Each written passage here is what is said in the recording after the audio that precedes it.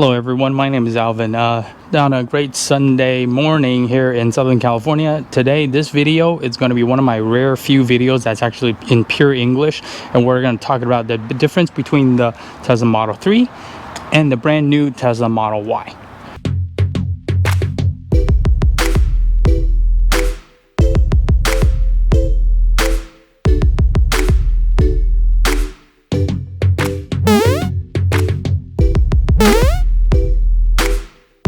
OK， 各位观众，我正常中文的观众，今天这个影片呢是纯粹是英文的，所以你如果想要试试看你的英文能力的话，可以继续听下去哦。如果没有办法的话，我有另外一个是中文版本，你也可以去看哦。OK，anyway， so let's get started. Alright, so let's take a look at the Model Y on the left and then the Model 3 on the right. Okay, this is a 2018 Model 3 Performance version, and this is a 2020 Model Y Performance. We're going to be mainly looking at the differences of any type of interior and exterior differences, and we're not going to look at any software differences because there barely is any. Okay, so immediately off the front, you can notice that the Model Y is it's higher than a Model 3, and particularly on the bumper side, you can notice that there is a plastic black trim here at the bottom and all the way throughout the whole bottom of the car. On the Model 3, on the other hand, there isn't any of that.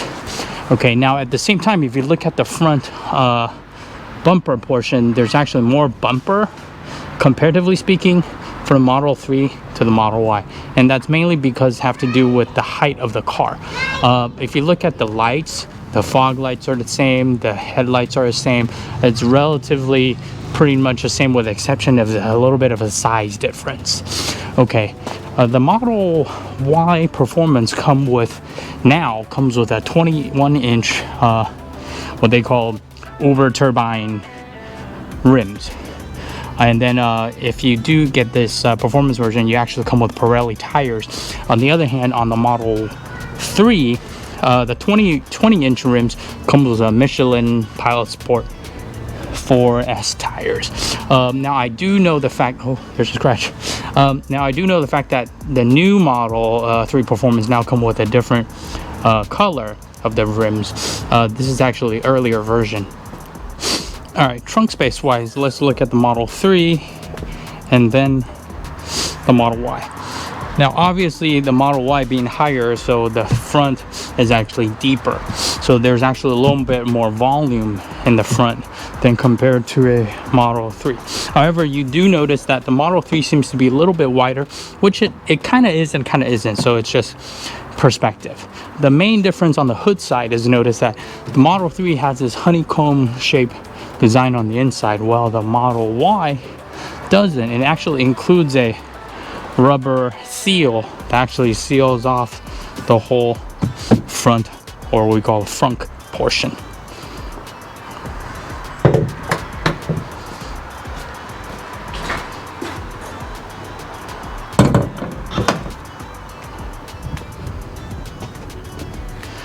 Alright, height wise, you can notice that it's very apparent that the Model Y is higher than the Model 3. Now if you look at it closely from the side mirrors, you can very tell that the Model 3 is very much lower comparatively to the Model Y. And I think that's probably the most apparent way to look at the height difference between the two cars. Alright, coming to the top, you'll notice that the all-glass roof on the Model 3, there's a middle divide, simply because the Model 3 is a sedan. So the way that Tesla did that is that they have the front glass being one piece to the middle, and then the rear glass being all the way to the end. This design, however, on the Model Y, because of the fact that it's a hatchback SUV, it's kind of flipped. So you actually have a larger piece of glass all the way through, almost to the back end, and then from the end of the rear passenger seats all the way down to the hood, that's a separate piece of glass. So it's basically flipped around on the Model Y versus the Model 3. Alright, trunk space wise, because of the fact that the Model Y is an SUV, so you actually have much better loading capabilities because the opening is simply much greater. And then at the same time, the back seats are actually electronically actuated or mechanically actuated, whichever one is correct. I don't know, but you simply pull the lever and the seats will go down on both sides. Sorry, that one just got stuck on the back seat because that passenger seat is very far back. Now on the Model 3, on the other hand, unfortunately, the back seat is all pure manual. So to actually lower the back seats, there's a lever back here. You simply just pull it and push down. Pull down, sorry. And then push all the way hard, all the way back, all the way through. Now, there's also a difference on the Model 3 seat, is that the Model 3 seat doesn't recline. So it only has one setting. Now, if we come here and take a look at the Model Y,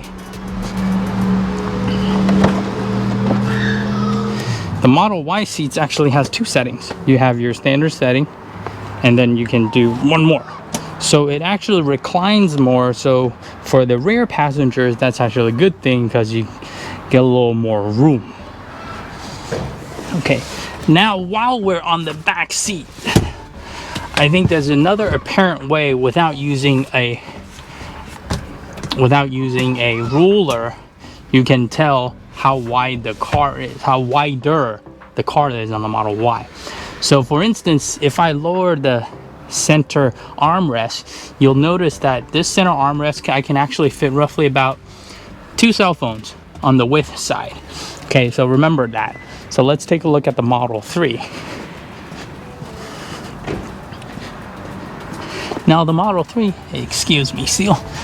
If you lower the center armrest, you notice that is a lot less wide. So immediately until the Model Y is roughly about 1 cell phone width wider as a car compared to the Model 3. Okay. And then if we take a look at the interior space on the Model 3, there's barely any room on the back seat to access the lower part of the driver's seat and the passenger seat. So there isn't really much of room. I can barely fit my fist in there. Now on the other hand, on the Model Y, much more room.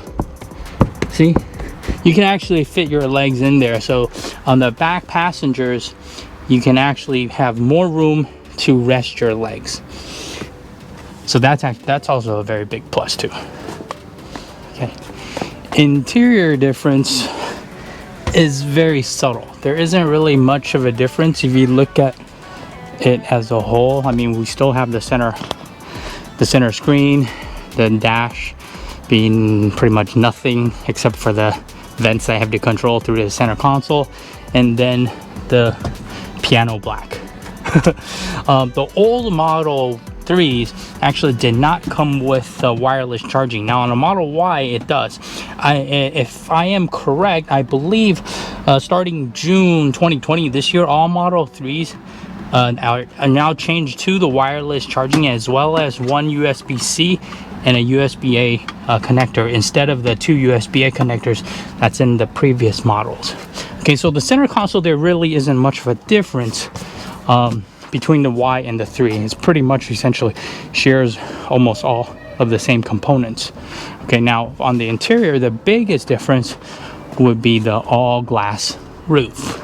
I was mentioning it earlier, because the way that the Model 3 is designed, there's actually a center pillar or center divider bar from the all glass roof.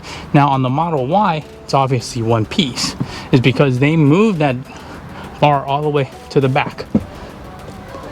Okay, that's actually the main difference. Let's take a look at the Model 3.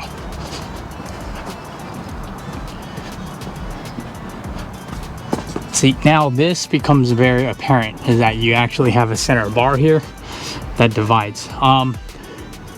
It's perspective. Some people like it this way, some people like it the other way. Either way is preference. I think regardless, the design, the car still looks very good on both of them. Okay, now if we look at closely on the Model 3 trunk storage, you really can't tell too big of a difference. The Model Y is a little bit wider by a little bit, not too much.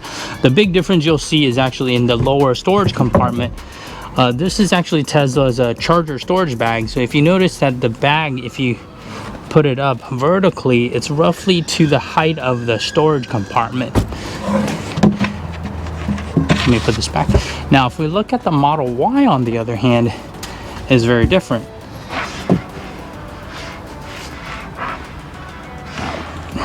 Sorry. The same bag, if we put it vertically, there's obviously more room up top.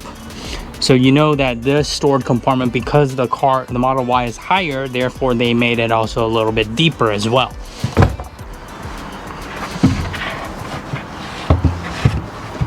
Now on top of that, the Model Y actually has an additional storage space back here. This is something that the Model 3 does not have any access to, nor does it have any of that additional storage compartment.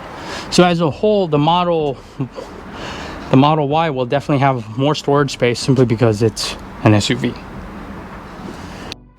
Also, another difference between the Model Y and the Model 3 that most people don't see right away is that the side mirror size are a little different. If everyone noticed that on the Model Y, the mirrors are actually narrower but a little taller. Now on the flip side, the Model 3 is a little bit wider and a little bit shorter. It's very subtle, but if you actually start to look at it, you'll see it becomes much more apparent. And obviously, last but not least, the Model Y now comes with power liftgates. Now, unfortunately for the Model 3s, it's still manual. But it's not hard to pull it down. It's just that for some people, you know, it's harder to reach and it's less convenient. So it's obviously having a power liftgate is a nice to have. It's not a requirement in my personal opinion, but you know, someone may think differently. Oh, and for those of you that question how come my performance models don't have the spoiler, is simply because it hasn't been installed yet. See, this one is still missing the T, so that T logo, that still needs to be installed. And my Model 3 one hasn't been installed yet because the previous one, the glue didn't hold very well and started to pop on the other side. So Tesla's actually going to replace that as well. So that's waiting, or both of these are waiting to go back to service for these minor adjustments. All right, that about wraps up this comparison video between the Model 3 and Model Y. Obviously, I did not point out each and every difference between the two cars, but those are the majority of it that I believe most people will find it interesting or useful when or trying to decide which one they want to purchase, or whichever one that fits their needs. If you have any questions, be sure to drop a comment down below. And if you like my video, remember to put a like, subscribe to my channel, and also share the video out. My name's Alvin, and we'll see you next time. Bye.